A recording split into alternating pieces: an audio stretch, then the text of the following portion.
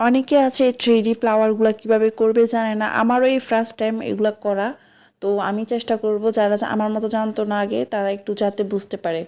তো প্রথমে সুইটা আমি তুলবো, তুলে যেখানে সুইটা তুলছি তার পিছন থেকে শিলাই একটা দিয়ে এই শিলাই যেটা আমি প্রথমে তুলছিলাম ওইটার পাশেই দিব।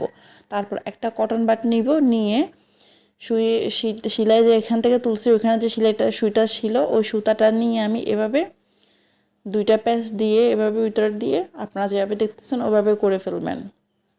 তো এটা খুবই সহজ।